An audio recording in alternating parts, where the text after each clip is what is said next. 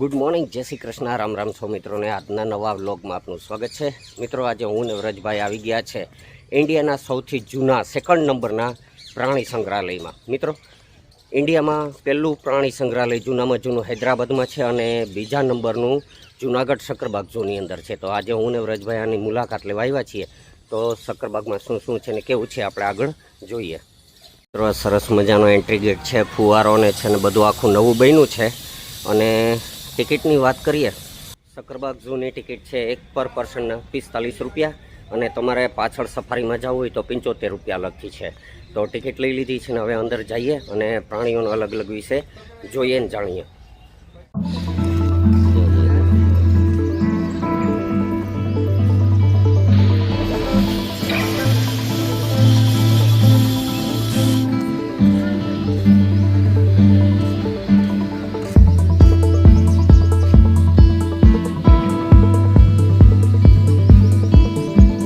મિત્રો, આ છે ગુલાબી પેણ.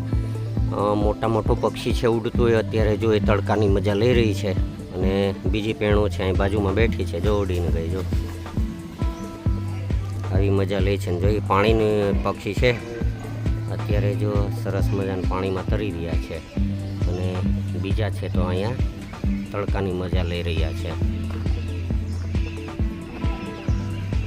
ફ્લેમિંગો છે, એક પગ ઉપર અત્યારે તે આરામ કરી રહ્યા છે. મોઢું એના શરીર ઉપર રાખી દીધું છે, અત્યારે આપ જોઈ શકો છો. અને એક પગે એ આરામ કરી રહ્યા છે.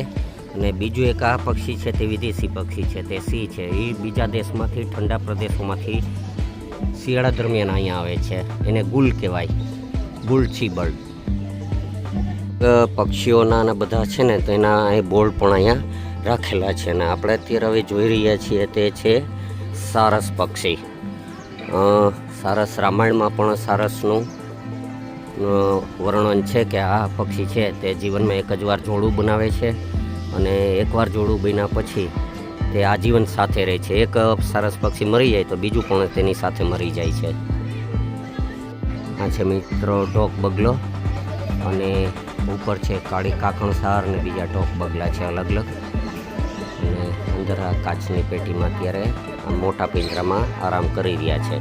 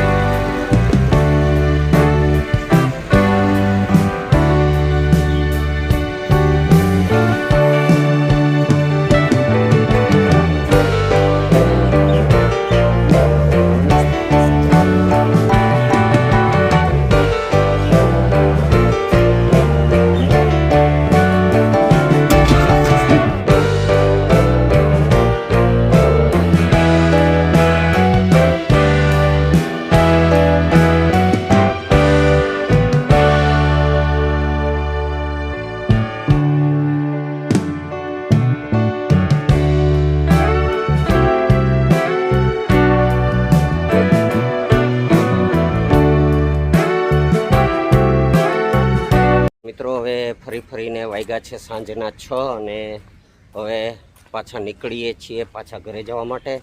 થોડું ઘણું પ્રાણીઓ બતાવ્યા, બધા પ્રાણીઓ બતાવ્યા નથી, કારણ કે બધું બતાવીએ તો જાજુ એવું બની જાય લાંબો વિડીયો, એટલે ટૂંકો વિડીયો બનાવ્યો છે.